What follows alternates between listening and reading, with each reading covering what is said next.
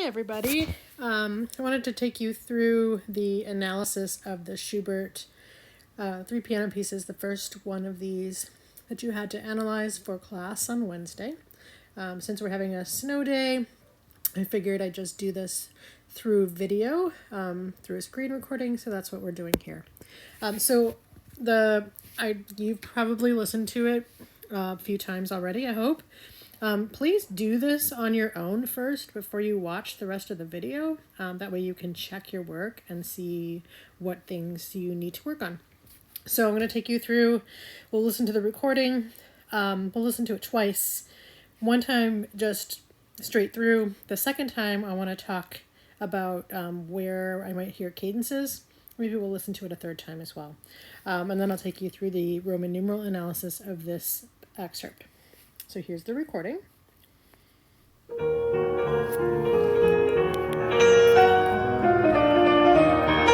Okay, so it's really short. It's just that those first 8 measures. Some of us, we're talking about cadences. Some of us might hear a cadence in measure 4. Obviously, there is one at the end of this excerpt in measure 8. So the one in measure 4, there is a break there, but there are some reasons why one might call it a subphrase versus a full-blown phrase or a cadence. And we'll kind of talk through that as we go through the Roman numeral analysis as well. So I'm going to play the recording again.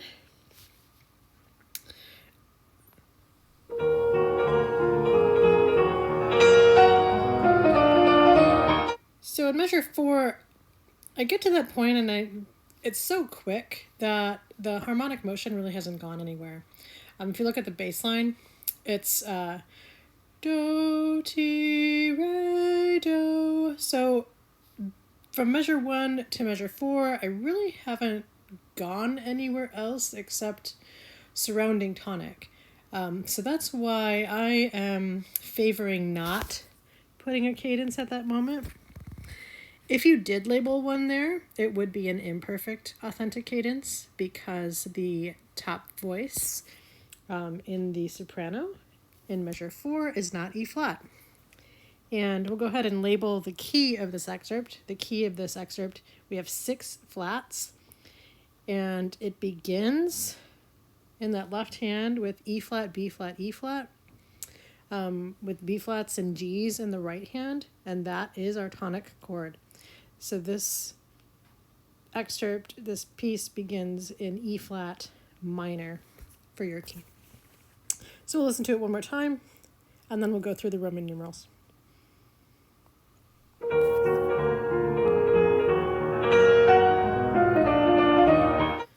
Okay, so the cadence we did not identify yet is the one in measure 8. Measure 8, we end with E flat, B flat, E flat in the left hand, and E flat octaves in the right hand. Sorry, I made a mistake there. I'll erase it.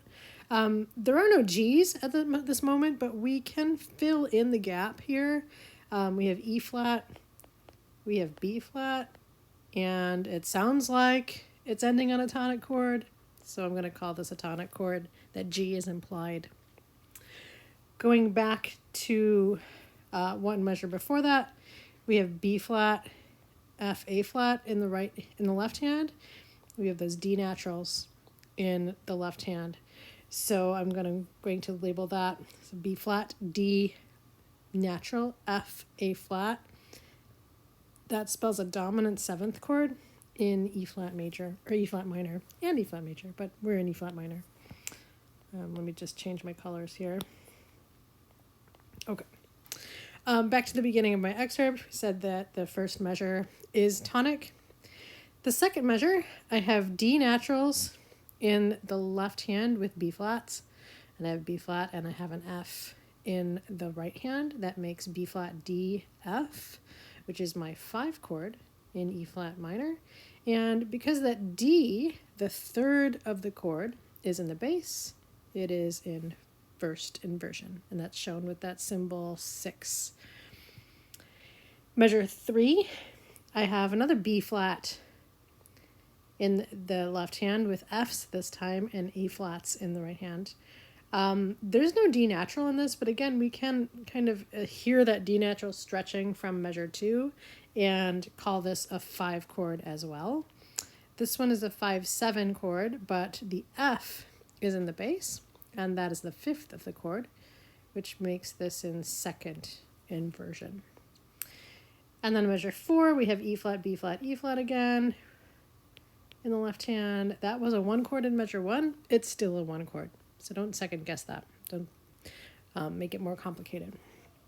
Measure 5, we have E flat, G, B flat. That spells a 1 chord. The G is in the bass, which makes it first inversion. Measure 6, I have F, I have A flat, and I have C. That spells a 2 chord. It is in minor, in a minor key. 2s are diminished. And we can see that if we spell it out, F, A flat, and then that C is flat in the key signature, making a diminished chord, and it is in first inversion. And then we already did measure 7 with the 5-7 and the 1 chord in measure 8. So there's our Roman numerals.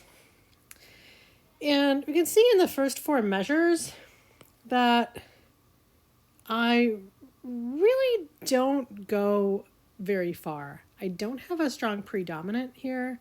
I don't really even have a sense of a strong dominant in the bass. So these first 4 measures really are all about prolonging that tonic area. And we're prolonging tonic through the use of the inversions of the 5 chord. That tonic again stretches through measure 5 because we have that 1-6 chord. And then we have a 2 diminished 6, and that is our predominant chord. Predominant chords include 4 chords and include 2 chords as well. Then we have our cadence, where we have the dominant 5-7, and then we have the tonic 1 chord. Okay, so that tonic is prolonged from measure 1 through measure 5.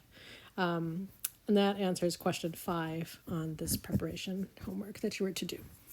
So now if you're done with the Roman numeral analysis, check your work over.